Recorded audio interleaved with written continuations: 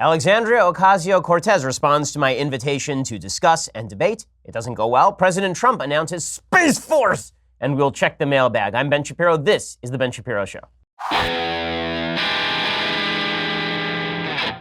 Well, it was a busy day yesterday, and we have a lot to get to today, so we'll jump right into it in just a second. First, I want to remind you that you need to be constantly updating your resume. You need to be constantly adding new skills to your package of skills that you can then market to your employers, and that is why there is Skillshare. Skillshare is an online learning platform with over 20,000 classes in business, design, technology, and more. You can take classes in everything from illustration to data science, from mobile photography to creative writing, you name it. They've got experts teaching it to you. These are 45-minute classes taught by people who know what they are doing. Whether you're trying to deepen your professional skill set or start a side hustle or just explore a new passion, that's what Skillshare is there to do. We here at the office have taken a bunch of Skillshare classes. I've taken ones in social media marketing and watercolors, believe it or not. They've got classes on legitimately everything, and they are taught by people who really know what they are doing. Go check it out right now. Join the millions of students already learning on Skillshare today with a special offer just for my listeners. Get 2 months of Skillshare for just 99 cents. That's right, Skillshare is offering Ben Shapiro Show listeners 2 months of unlimited access to over 20,000 classes for just 99 cents. To sign up, go to Skillshare.com/Shapiro. Again, that's Skillshare.com/Shapiro to start your 2 months right now. That's Skillshare.com/Shapiro. Go check it out right now. It's the best way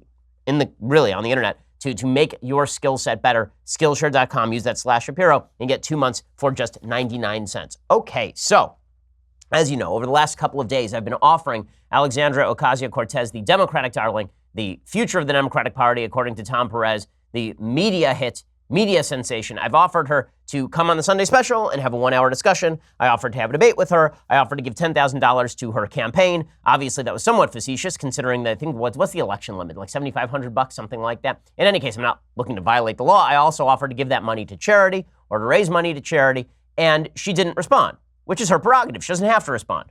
Right? I mean, that's her thing. Fine. Yeah, and she had essentially called Allie Stuckey and a bunch of conservatives cowards for not wanting to have discussions with her and instead creating satire of her. So I figured, okay, we'll open her an open forum for her to come on the Sunday special. And I'll legitimately have anyone from the left on the Sunday special. One of the funniest things about this is that after I offered Ocasio-Cortez to come on the show, a bunch of leftists who are pretty prominent started emailing me saying, well, why don't you invite me? And I was like, okay, fine. That's great. Like, I'd prefer to have more people on the Sunday special with whom I can have intelligent conversations from the left. Like, let's talk about Norway. Let's talk about Denmark. Let's talk about socialism. Let's talk about what's socialist and what isn't. Let's do all those things. I don't care. Like, that's what I thought this whole debate, this whole area of American life was supposed to be about. I enjoy those conversations. Well, Alexandria Ocasio-Cortez took this the wrong way. She took this the wrong way. And instead, here is what she tweeted out in response to my invitation. Quote, just like catcalling, I don't owe a response to unsolicited requests from men with bad intentions. And also like catcalling, for some reason they feel entitled to one. Well, I didn't feel entitled to a response. You don't have to respond. We can write about it if you don't respond, considering that you've called a bunch of people on the right cowards for not supposedly taking on your ideas. But I'm very confused as to what catcalling is like in Queens. I just want to hone in on this for just a second. How does this go in Queens? Is this really like construction worker in Queens? Like, hey, girl, let's have a 1-hour conversation on trade policy deficits and fiscal responsibility in Nordic nations, baby. Come on. Come on down. Let's have a public conversation. And I'll give you $10,000 to your favorite charity if we can have a public debate on why neo-Marxist thought lacks as compared to the Vienna School of Economics. That's how it goes in Queens. Catcalling's real weird in Queens. Gotta tell you. But I do love the fact that there are so many responses she could have given that are better than this. I mean, not to advise her political team, but there are a lot of things you could have done here. You could have just said, nah, not interested. Or, you know what? You're not running for office. I'm not going to debate with somebody who's not running for office. Or, there are better interviews that I can do that reach out to my core constituency. There are like 1,000 better responses than this is just like catcalling. Also, have you met me? Have you seen me? Do I seem like the kind of guy who catcalls ladies? I'm an Orthodox Jew who was a virgin until I was married. I've never catcalled anyone in any context ever. Legitimately, my catcalls to my wife involve me like yesterday. I catcalled my wife. I will admit, I catcalled my wife yesterday. We were driving and we happened to be next to each other in our cars and she rolled down her window and I whistled at her. She took deep offense at this. We are now getting divorced because of catcalling. But this is what catcalling is now. So I do love the fact that the entire left resonated to this. So the entire left decided that she is a heroine for playing victim, for having someone request a discussion or debate with her. And again, the discussions we do on the Sunday special, the reason I offered either a discussion or a debate is because these are two separate things, right? We can have a full-on moderated debate like I did with Cenk Uygur. We can have a full-on moderated debate like I've done multiple times all across the country with various people on the other side. Or we can have an open discussion, which I've also done, right? We had Sam Harris, who's a militant atheist. I disagree with him on a lot of things. We had him on for an hour. We had Eric Weinstein on. Eric is a dude who is of the left when it comes to economics. We had him on for a full hour and just discussed this stuff. I'm fully willing to go back and forth. So if she just wanted to come on and have like a cordial conversation that was unmoderated and I would just ask her questions and let her talk, that's what the Sunday special is. So I offered both that, but the entire left responded as though I had done something deeply, deeply wrong. Right? How dare I offer to give money to a charity or to her campaign in order to incentivize her to have a conversation about economics? It's just like catcalling. It's just like sexism. It is amazing how fast they run to their intersectional cubbyholes when things get a little bit dicey. Oh, well, he must be doing that because she's a woman. Are you kidding me? How many times on this program have I suggested that I would debate Bernie Sanders anywhere, anytime? I've done it so many times I can't even tell you, right? Like, I've said I would like to debate Elizabeth Warren. I've said I would like to debate Bernie Sanders. I've said I would like to debate Alexandria Ocasio-Cortez. I'm happily willing to discuss with a variety of folks who are on the other side of the aisle. Like, and I've always been like this, right? I just enjoy doing this stuff. I got a law school recommendation when I was at Harvard. I got a law school recommendation from Lani Guinier. Lani Guinier was one of my professors there. She is a socialist. She's a Green Party socialist. Lani Guinier is so far to the left that when Bill Clinton tried to appoint her Undersecretary of Labor in his administration, a Democratic Senate turned her down. She's that far to the left. The difference is Lani actually likes talking about issues. Professor Guinier had a good time with me in the class. But apparently this is forbidden now. If you ask anybody who doesn't want to debate, and it happens to be a woman, then it's sexist catcalling. Again, catcalling is real weird over in Queens. I don't understand it. Also, I like the fact that she puts all this emphasis on he's a man with bad intentions. What are my bad intentions exactly? To make you look dumb? Well, only you can make you look dumb. Okay, really. Only you, we can do it live. Only you can make yourself look bad in a political debate. Plus, it wouldn't matter anyway. Let's be real about this. If she did a debate with me, the entire left would declare she won no matter what she did. It doesn't matter anyway. Okay, but I'm a man with bad intentions. First of all, how dare she assume my gender? Second of all, like, really? I have bad intentions? Yes. The cleanest cut guy when it comes to sexual relations in all of human history. Yes, that clearly you've nailed it. You've nailed it. So here was my response on Twitter. So I responded this way: discussion and debate are not bad intentions. Slandering someone as a sexist catcaller without reason or evidence does demonstrate both cowardice and bad intent, however, which seems mild to me. It seems like a mild response. And then I followed that up with this. I said, but sure, go with the Orthodox Jew who has never catcalled a woman in his life is actually a sexist catcaller for asking for a discussion or debate. I'm sure your media sycophants will eat it up. And eat it up they did, because the crown must be protected. Protect Alexandria Ocasio-Cortez from her own incapacity to actually hold a conversation with somebody on the other side. She can barely hold a conversation, apparently, with Chris Cuomo. I mean, she literally suggested a day and a half ago that Medicare would pay for people's funerals or something. And she was unable to answer a basic question about how she'd pay for her agenda on Pod Save America. So I can't say I'm supremely surprised about all of this, but the left's attempt to defend her is truly astonishing. So Vox is writing something about this, and I'm the bad guy, right, for having requested the debate or the discussion. I'm the bad guy, and obviously I'm the bad guy because I offered $10,000 in violation of campaign finance law. Yeah, guys, that's right. I'm going to go to jail to debate Alexandria Ocasio-Cortez. That's my thing. I'm desperate to give above the legal limit to a democratic socialist. Or, alternatively, I just named a figure that was at the top of my head without thinking about campaign finance law. You decide which one. You decide. I will also note, it's so funny. I explicitly offered her to come on a discussion type forum or to do a public debate type forum. And this was the worst thing in the world. And folks on the left were like, why would you possibly offer her that? Because I offer everyone that. Okay, somebody from Vox wrote me and they were like, why would you offer her that? I don't know, because I've offered Ezra Klein to come on the show, right? The head of Vox.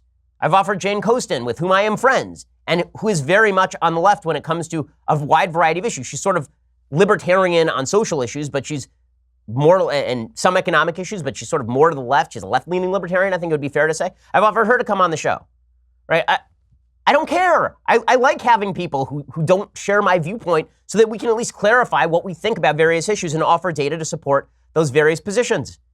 Why would I, and they're asking, like, why would you invite her? She's just a candidate from Queens. Yeah, right, guys. I'm inviting her because I invite every candidate from Queens. I invited her because you called her the future of your party. I invited her because you're the ones who suggested that she was the wave of the Democratic Party. She was going to be the new leader in the Democratic Party. I didn't appoint her. You did. That makes her a prominent figure in American politics. On the cover of magazines for winning 17,000 votes in a primary. You elevated her. So is it weird that I would want to have her on? Look, I wouldn't want to have on some obscure senator from Vermont either, except the Democrats decided to make him a thought leader after him spending his entire life doing nothing of use. The only reason I'd want to debate Bernie Sanders is because you guys made him famous. So it's all very, very weird. She's also never had a cross-partisan discussion, which I thought might be useful, but apparently we are not going to do that. So that's just spectacular. Again, the intersectional response is pretty amazing. I'll show you how the media responded to all of this in just a second because it is perfectly predictable. Perfectly predictable. But first, let's talk about your impending death. The fact is, you're going to plot. When you do plots, you want to make sure that your funeral is actually paid for, not by Medicare. You want to make sure that your family actually has the money that it needs if, God forbid, something should happen to you. And that's why you need Policy Genius. Life insurance is really important. It's also pretty confusing, which is why 4 out of 10 people don't have it. Probably, or at least possibly, you're one of those people. But if anything were to happen, you need a life insurance policy. And the best place to work through that whole situation is PolicyGenius.com. It's the easy way to compare life insurance online. In just 5 minutes, you can compare quotes from the top insurers to find the best policy for you. And when you compare quotes, you save money. It is indeed that simple. Policy Genius has helped over 4 million people shop for insurance. They've placed over $20 billion in coverage. And they don't just make life insurance easy. They also compare disability insurance and renter's insurance and health insurance. If you care about it, they can cover it. So if you've been putting off getting life insurance, there's no reason to put it off any longer. Go to PolicyGenius.com. Get some quotes, apply in minutes. It's that easy. You can do it right now, and you should, because rates are their lowest in 20 years. Policy Genius, it's the easy way to compare and buy life insurance. Go check it out, PolicyGenius.com. Okay, so here's how the media responded to this suggestion that I am somehow analogous to a sexist catcaller. By the way, isn't that sort of demeaning to women who have actually been catcalled in sexist fashion? Like a woman who gets whistled on the street, or some guy says something vulgar to her on the street, that's the same thing as somebody saying, why don't we have a moderated debate or a discussion about the basic principles of economics? Exactly the same thing. Ajit here, who legitimately has his head so far up his tuchus that he can now see his colon, he tweeted out, AOC, that'd be Alexandria Ocasio-Cortez, is really good at responding to bad faith right-wing rhetoric. It's something I hope other Dems can learn from. Okay, I'd just like to point out this term bad faith. So folks on the left, if they don't want to do something, they immediately just throw out that term bad faith as though sincerity is a measure of quality. As though if you're really sincere about something, it means more than if it's bad faith. So in other words, they said this about Sarah Jeong. They said that people who were upset about Sarah Jeong, they were upset about her in bad faith. You know, as opposed to when people are truly upset about, say, Kevin Williamson. That wasn't bad faith opposition to Kevin Williamson. That was sincere opposition to Kevin Williamson. But all the people pointing out the double standard, that was bad faith. Okay, it's pretty easy to sling around accusations like bad faith and throw intent into the mix. Here's my rule about debate. If you cannot win on the facts, you win on the intent, right? And this is what the left does so frequently, and I find it highly irritating, highly annoying. The suggestion is that it is a bad faith effort to have a discussion if you just don't want to debate. Because if you assume that my intents are good, my intention is good, then you might have to treat me like a human being, right? This is exactly what happened with the Mark Duplass scenario, that director, actor who tweeted out that I was a good person or a nice guy who had good intentions. Right? And the entire left went nuts because I can't have good intentions. I'm a bad guy. So this is how the left responds to this. They have to somehow defend the idiocy of suggesting that a debate invitation is now the same thing as catcalling. So it's that I have bad faith. Margaret Sullivan, who's the media columnist for the Washington Post, tweets out, preach, Ocasio-Cortez, right? Ocasio 2018, preach.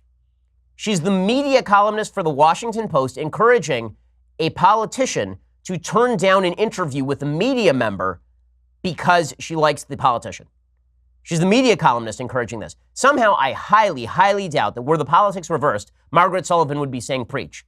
That if, for example, Cenk Uygur or somebody on MSNBC, right, Chris Hayes, invited on Sarah Palin, and Sarah Palin said, this is just like catcalling, I really, really doubt that Margaret Sullivan would be saying, preach it, just preach it.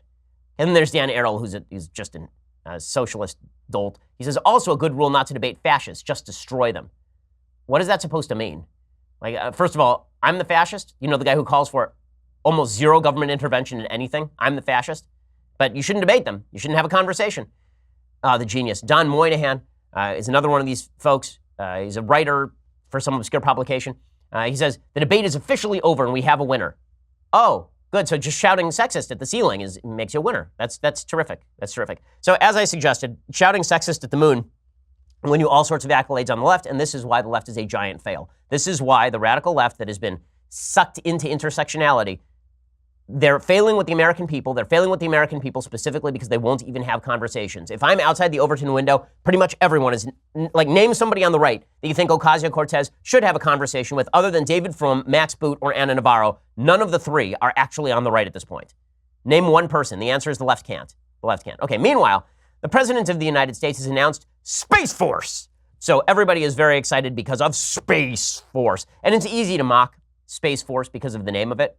Right, as opposed to, you know, the Space Defense Agency or something. Calling it Space Force sounds a lot like it's a sci-fi. It's like Air Force, but Space Force. But it sounds more like a sci-fi video game than anything else. But do we need something like this? Yeah. So Mike Pence, the Vice President of the United States, he announced what Space Force would be yesterday. As President Trump has said, in his words, it is not enough to merely have an American presence in space. We must have American dominance in space, and so we will. And that's precisely why we're beginning the process of establishing the Space Force as the sixth branch of our armed forces. Just as in the past, when we created the Air Force, establishing the Space Force is an idea whose time has come. Okay, so he's right about all of this, right? This is also very good stuff. And President Trump, of course, in his own inimitable style, tweeted this out. Right? He tweeted out, Space Force all the way. Space Force all the way. Okay, so you got to love that. I mean, just because the wild enthusiasm is always delicious. Noah Rothman, who is certainly no friend to the Trump administration or to President Trump, he has an entire piece talking about why this is useful. He says, though you would not know it from those who spent the day chuckling to themselves over the prospect of an American space command, the militarization of this strategically vital region is decades old. Thousands of both civilian and military communications and navigation satellites operate in Earth orbit, to say nothing of the occasional human. It's impossible to say how many weapons are already stationed in orbit because many of these platforms are dual use, meaning they could be transformed into kill vehicles at a moment's notice. American military planners have been preoccupied with the preservation of critical U.S. communications infrastructure in space since at least 2007, when China stunned observers by launching a missile that intercepted and destroyed a satellite, creating thousands of pieces of debris hurtling around the Earth at speeds faster than any bullet. America's chief strategic competitors, Russia and China, rogue actors like Iran and North Korea, are all committed to developing the capability to target America's command and control infrastructure, a lot of which is space-based. Trump's Director of National Intelligence, Dan Coats, testified in 2017 that both Moscow and Beijing are considered attacks against satellite systems as part of their future warfare doctrine and are developing the requisite anti-satellite technology.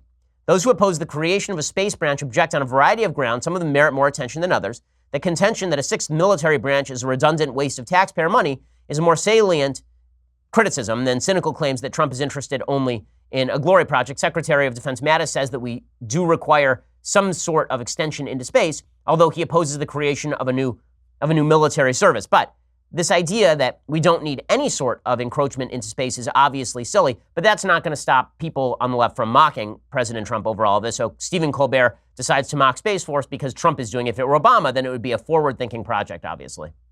Go give the Astro Kaiser hell. Because tonight there's big news about Space Force. Longtime viewers of the Trump administration will remember that Space Force is the president's boldest idea that he got from a Buzz Lightyear Happy Meal toy. We already have NASA. We don't need Space Force. Please wait until NASA finds life before you try to kill it. Okay, and today, so that's silly. Obviously, the point of Space Force is to defend us from all sorts of threats, foreign and domestic, that could use space as a sort of platform for it. But it's easy to mock Space Force again because of the name. And it's just demonstrative of the fact that anything Trump does is going to be seen as terrible and horrible in every particular way. That's just something that he is fond of pushing. Colbert And you see the same thing from Scott Kelly, who is a former astronaut, and he also suggests that Space Force is a bad idea. I don't know a lot about the president's motivations on this. Doesn't seem to be a lot of support out there. And being a person that spent 25 years in the military, 20 of it at NASA, I never heard people really talking about a need for a sixth branch of the armed forces. Okay, so again, if the argument is sort of bureaucratic redundancy, that's at least a better argument. But if the argument is we don't need anything in space because Trump, then it just demonstrates full scale how many folks on the left seem obsessed with smacking Trump no matter what the cost. And it doesn't matter whether we are more or less secure because of any of that stuff. Because we do, in fact, need some sort of military presence in space. This is nothing new. We've been pursuing this for quite a while. Okay, in just a second, I want to talk about the left's sudden obsession with white nationalism. First, let's talk about what you're eating. So, you're at home and you're thinking, I can order out. Sure, you can. It'll be expensive and it probably won't be all that healthy, sometimes not even that great tasting. Or you could you go to the grocery store, pick up all the ingredients, try to figure out a recipe, and that'll take you forever. Or the best option is that you go over to Blue Apron and you subscribe. The reason that Blue Apron is great is because they provide you quick and easy recipe options, perfectly portioned ingredients delivered right to your door. So they give you the recipe, they give you everything is pre-selected for you, and then you basically just cook according to their specifications, and you've made gourmet meals. They make dinner quick, easy, and insanely tasty. You skip meal plan and get straight to cooking with Blue Apron. Experience the joy of summer with their favorite grilling recipes. They've got seasonally inspired ingredients, mouth-watering grilling options for summer, chicken with barbecue sauce, and juicy cheeseburgers with spicy slaw. Check out this week's menu. Get your first 3 meals for free at blueapron.com/Shapiro. That's blueapron.com/Shapiro to get those first 3 meals for free. Blue Apron is indeed a better way to cook. And I mean, these meals look fantastic. I mean, it's like seared chicken and tangy barbecue sauce, and this stuff looks like you got it at a restaurant, but you're making it with your family. It's a blast, and it isn't that expensive, and it's great. Go check it out. blueapron.com/Shapiro to get those first 3 meals for free.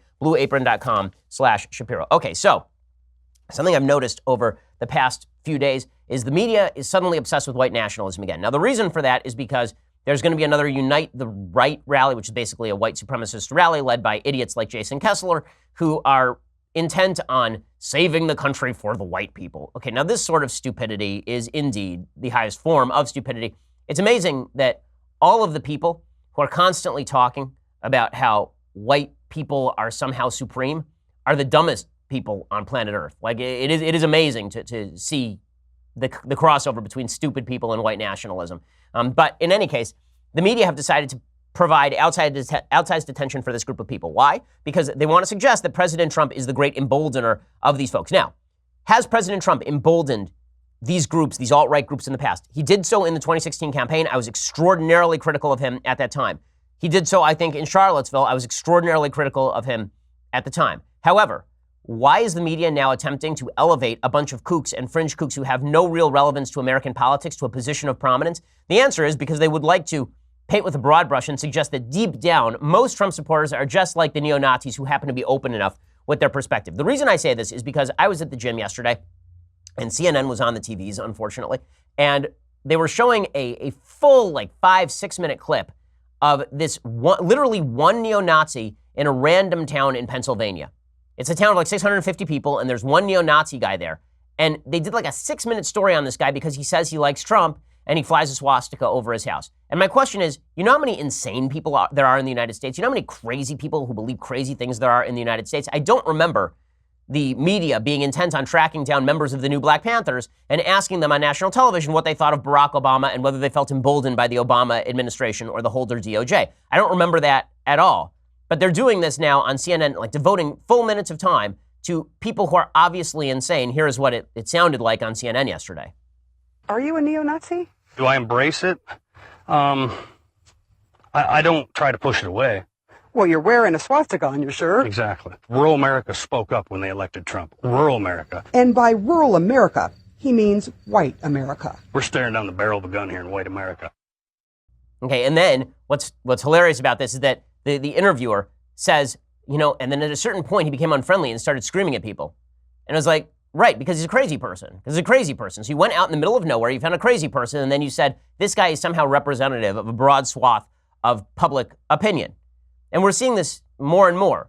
Like NPR did a full interview with Jason Kessler, again at Unite the Right, and Jason Kessler was giving his listing of IQ studies on various races. Now, discussion of race and IQ is always very fraught, but it is particularly fraught when you're talking about white nationalists who are using a claim of race superiority in order to suggest that we ought not allow legal immigrants into the country or that we ought to discriminate against particular groups in the United States. It's really gross, and the fact that these people are being elevated is indeed, I think, a purposeful project of a lot of people in the media, particularly. And so they have on Jason Kessler for like an hour. Now, people on the left were like, why are you having on Jason Kessler? You're just elevating his view. The reason NPR is having on Jason Kessler is to suggest that Jason Kessler, again, is representative of a broad swath of public opinion when no one knew who Jason Kessler was until 5 minutes ago, and that's because the media decided to cover him in outside stretches. It's pretty astonishing. The level of double standard in the media when it comes to covering this kind of stuff is pretty insane. The best example of that I can think of happened actually yesterday. So yesterday, there was a story from the New York Times. There's a writer named Elizabeth Williamson. She's a features writer over at the New York Times. And she tweeted out an article from New York Times writer Bret Stephens about Sarah Jeong. You remember Sarah Jeong, over the past couple of weeks, joined the New York Times editorial board, and then it turns out she has dozens of anti-white tweets that have been put out over the course of years. And this writer tweeted out, "Welcome, Sarah, to the Times. I look forward to reading you with interest, irrespective of agreement. I trust you'll extend the same good faith to all of your new colleagues. Only through such faith do the people, institutions, and nations thrive." That's Stephens' op-ed, and here's what she tweeted. She tweeted, "Here's Bret Stephens offering a classy welcome to a colleague who has yet to prove she deserves one." Okay, which seems fairly reasonable. She was forced to apologize for that. So we now live in a universe where actual anti-white racist tweets from Sarah Jeong are defended by the mainstream media. At the same time, they elevate actual racists, white supremacists, in order to proclaim that that's the right.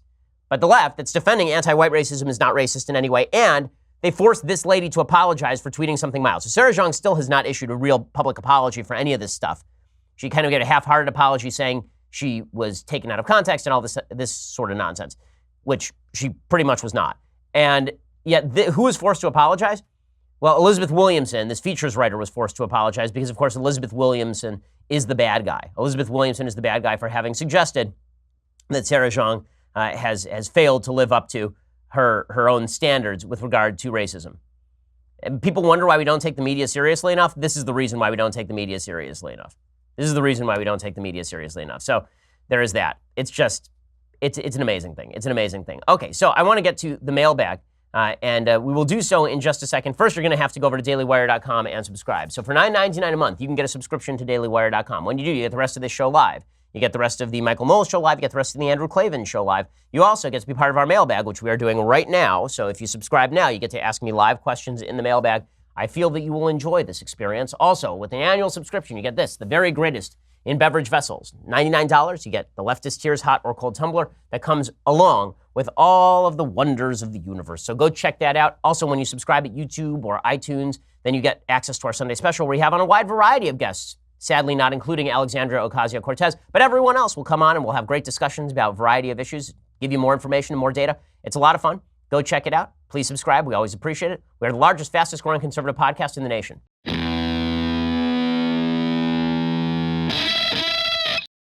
Alrighty, so let's jump into the mailbag. Let's do an extra large segment of the mailbag today. So a guy who calls himself Jason Kessler writes, "Dear Mr. Shapiro, I'm asking this question since you were a lawyer. Today, another major march in Charlottesville is taking place, led by the notorious Jason Kessler. I live 15 minutes outside the city, and my name also happens to be Jason Kessler. My brother has a very difficult time at work as his coworkers refuse to believe that the man is not his brother, and I've dealt with a lot of whispers and questions around my own job because of this. Do you think as a lawyer I have a path to legal action against this absolute piece of human garbage? People have confused me with him for almost 15 years. It was just as bad when he was writing articles in the Daily Progress demanding universal health care. I didn't like pro-Obama, pro-socialism Jason Kessler. I certainly don't like the swing to Hitler Jason Kessler.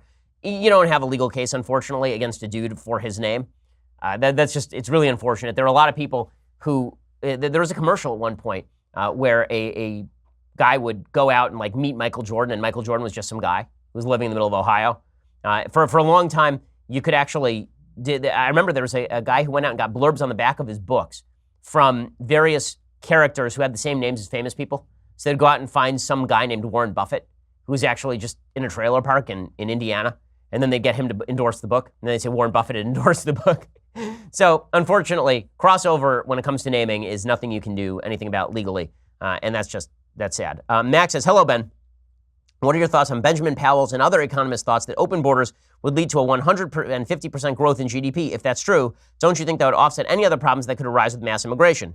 Thank you. Love the show. Well, I do think that you would see a rise in GDP if you were economically free. Free movement of labor and free movement of people is good for economies because you can get lower priced labor, because you get better skills, because free markets make things cheaper and better at the same time.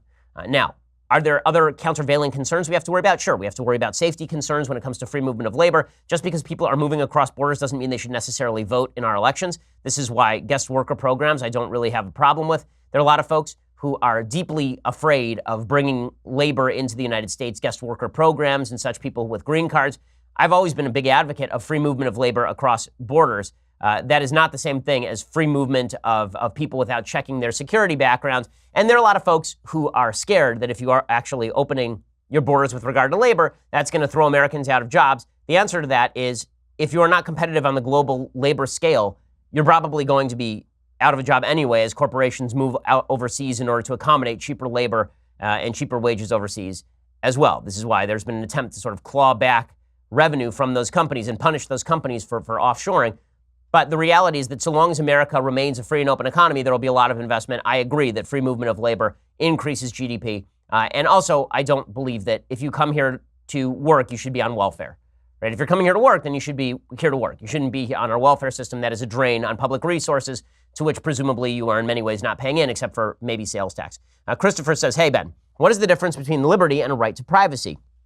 Would this be similar to the concept that governments protect liberty, but your community controls what you do in private? Well, liberty does have a certain element of a right to privacy. The problem is the right to privacy has been misdefined by the courts to mean pretty much anything they want it to mean. So you have a right to privacy, and that means that you can do an inherently non-private act, driving to a doctor and having a medical procedure done. That is inherently not an act in accordance with privacy. However, liberty does mean that you get to do what you want so long as you're not hurting another person.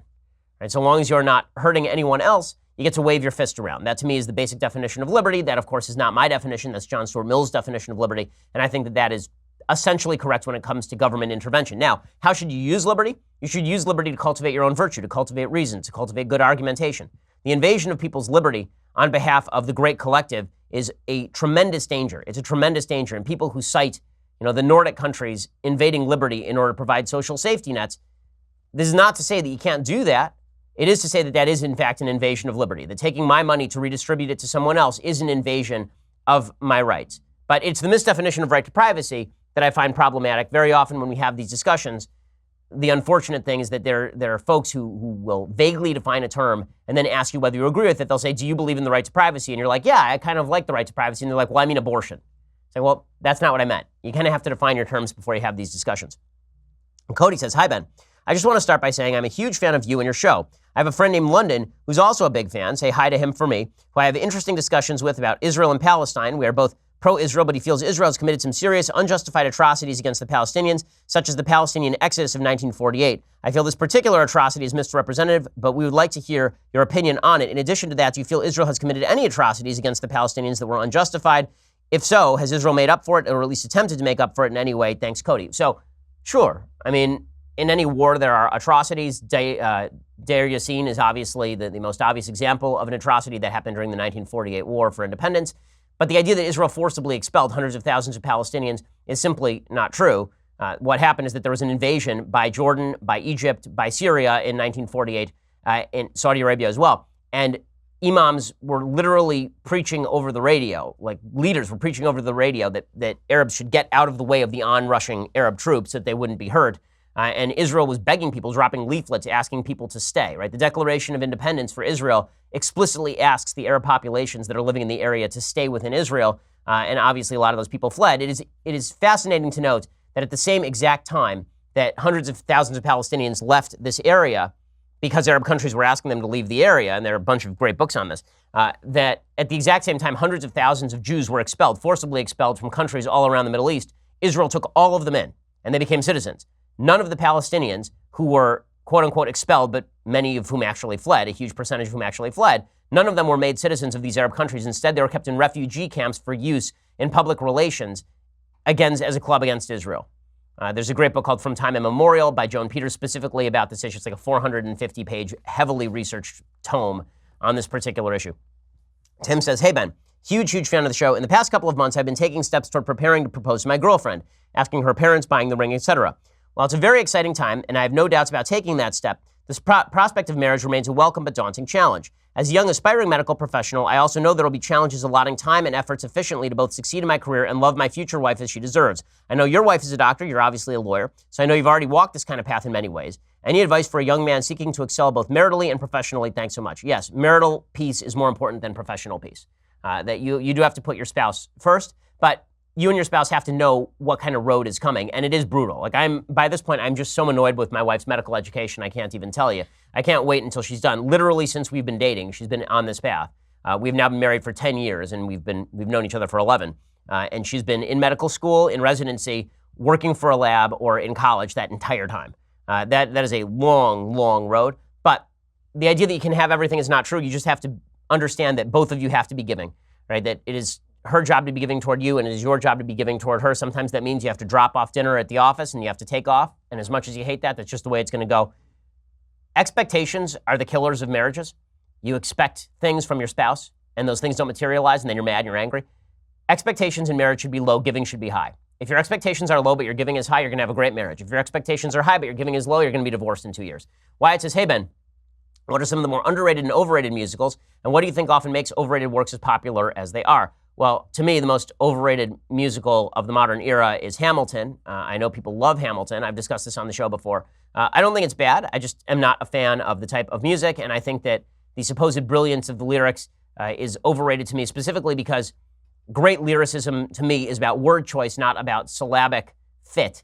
And there are a lot of syllables in Hamilton. It seems easier to write patter as lyric to me than to write a simple lyric that chooses the correct word. This is why, even with Sondheim's work, I think his lyric work in the song Pretty Women is better than his lyric work in some of his more kind of pyrotechnic songs. As far as other overrated works, I would say that, so Les Mis, I've always said, is highly overrated because it has a couple of good songs and then a lot of fluff, and the thing is 9 hours long. It is just, it's just interminable. I mean, it's extraordinarily long. Also, thank God they've rescored it for an orchestra. Originally, it was scored for a synthesizer, and they didn't even use pedal tones, which means that you didn't even have that tone underneath that actually gives you a grounding for the actual singer to move off of. I think Les Mis is highly overrated.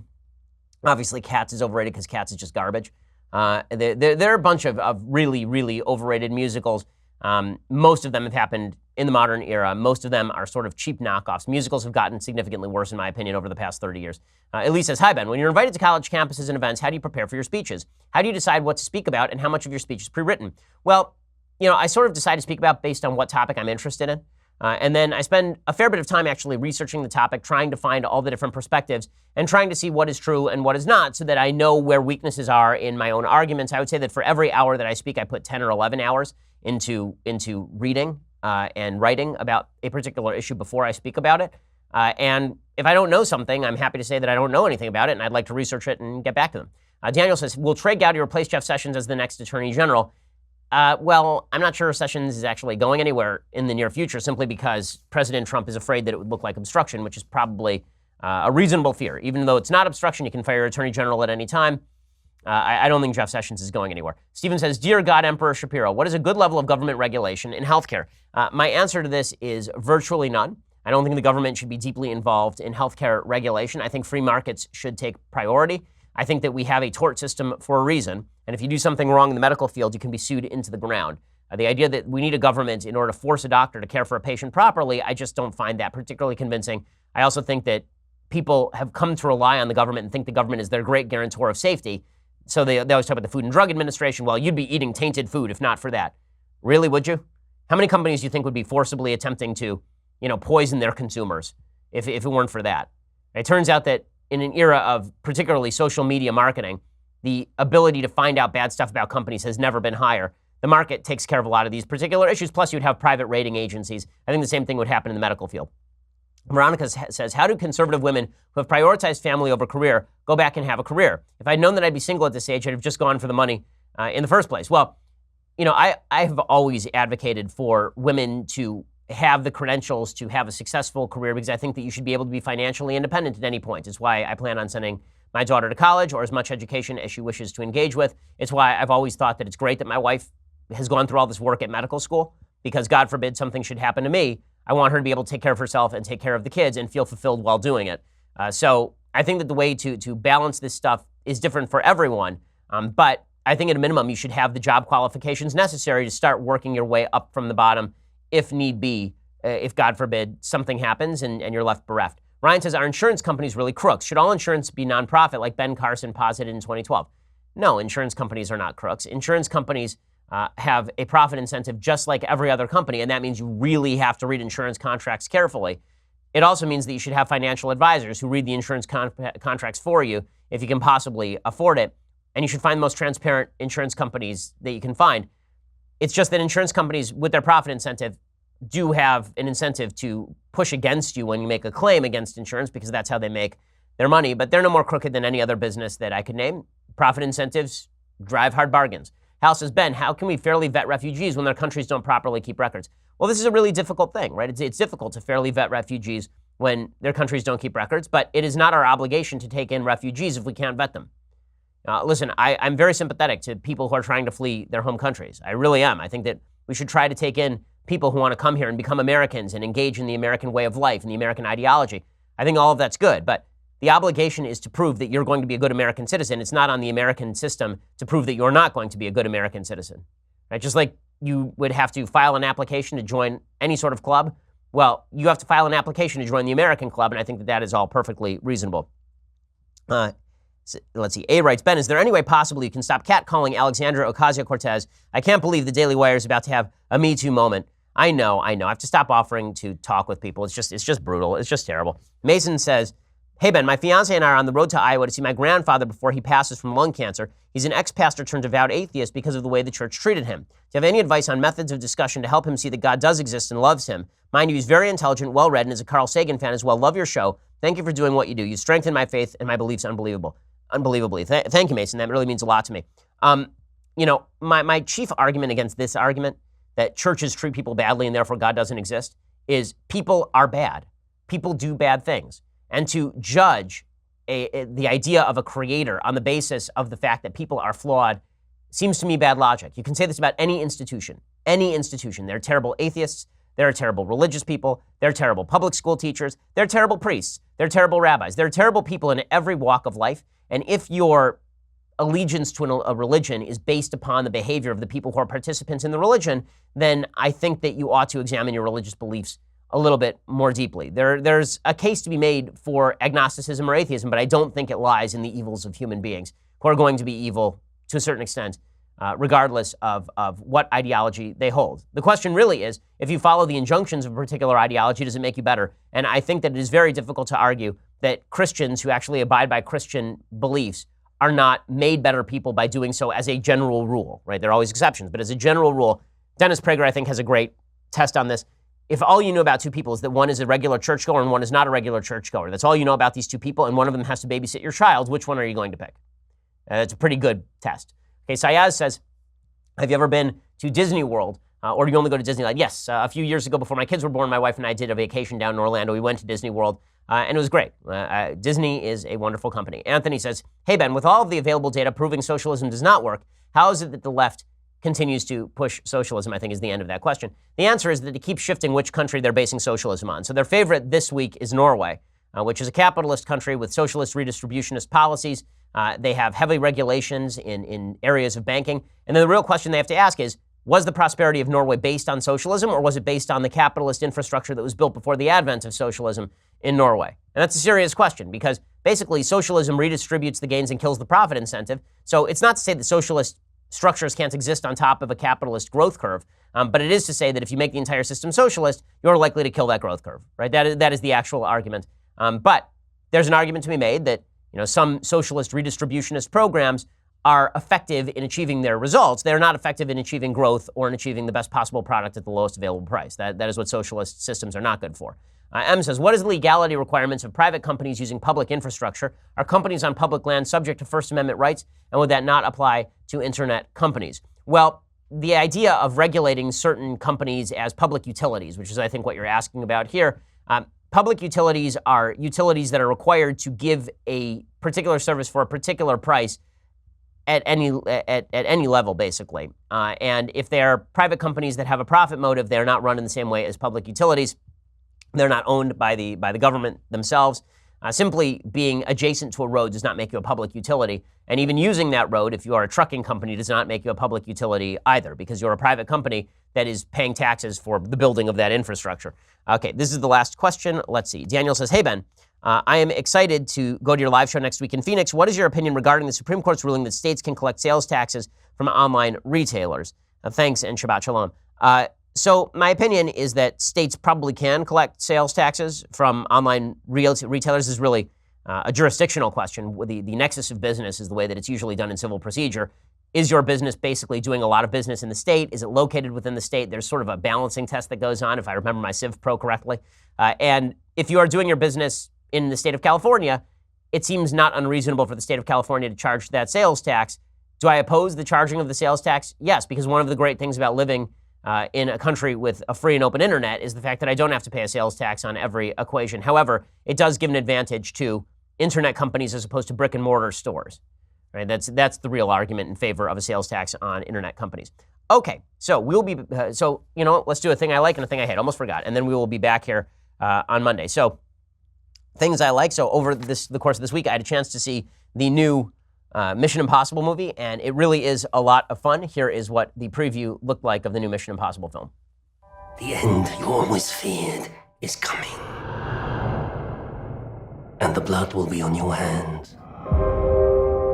The fallout of all your good intentions. You had a terrible choice to make in Berlin. One life over millions. And now the world is at risk. This is the CIA's mission. If he had held on to the plutonium, we wouldn't be having this conversation. His team So would be really dead. this movie exists to have a bunch of fantastic action set pieces. So the plot is okay. The twist comes about halfway through, and it's not really much of a twist. But Henry Cavill is predictably kind of stolid in his role. I actually like Henry Cavill better as a villain than as a hero as a general rule, just because he is so stolid in his approach to acting. And so you sort of feel like maybe there's something simmering under the surface, even when there's not. But the movie's great to look at. It's got a couple of sequences that are just fantastic. It has one of the best action sequences that I've seen in the recent past, and the entire sequence is basically Tom Cruise running through Paris. It's just great. But it's pretty great in terms of a popcorn flick. It is a pure popcorn flick. I mean, you just go to the theater, you tune out everything, and you watch a bunch of great action scenes. So it's really good. Go check out Mission Impossible Fallout, which is one of the better of the Mission Impossible movies. Okay, now let's do a couple of things that I hate. So Chuck Schumer says that Roe versus Wade ought to be upheld because it's part of the fabric of American life. This is, I think, a terrible, terrible argument. I think what it is people, we've had Roe for so long and it's been so much the part and fabric of American life that people think, well, no matter who's on the court, it'll pretty much stay where it is. I don't think that's accurate. Okay, so the idea that everything is part of the fabric of American life and therefore cannot change obviously did not hold with slavery or segregation, nor should it have. The idea that abortion is part of the fabric of everyday life does not mean that you uphold a bad judicial decision because something has become embedded in American life. If that were the argument, then you wouldn't be able to change anything in American life, and that, of course, would be very, very silly. Okay, other things that I hate. So Samantha Bee, who, again, has run away with the title of least funny human being, on Full Frontal with Samantha Bee, she had one of her folks follow around Sean Spicer on his book tour to sort of mock him. Now, I don't remember anybody in the media doing this with regard to Ben Rhodes, even though Ben Rhodes is as dishonest or more dishonest than Sean Spicer in his approach to politics. But this is all very funny because you're following around a former member of the Trump administration. We join him on the first leg of his book tour, starting in New York. The scene was electric. I have one. How do you feel about profiting off of lying to the American public? I mean, you're making a lot of money. I'm just wondering how you feel about that. That evening, we followed him to another event at the Rhode Island Country Club.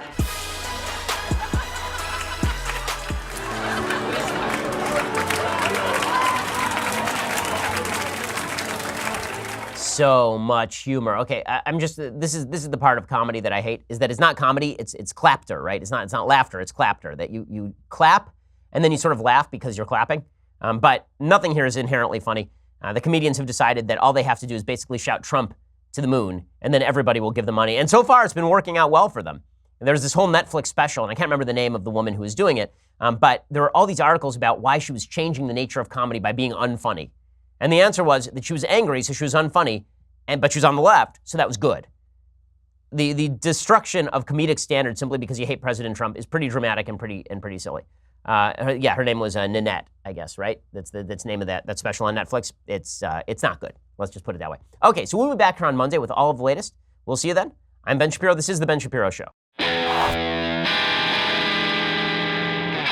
The Ben Shapiro Show is produced by Senya Villarreal, executive producer Jeremy Boring, senior producer Jonathan Hay. Our supervising producer is Mathis Glover, and our technical producer is Austin Stevens. Edited by Alex Zingaro. Audio is mixed by Mike Caramina. Hair and makeup is by Jesua Alvera. The Ben Shapiro Show is a Daily Wire Forward Publishing production. Copyright Forward Publishing 2018.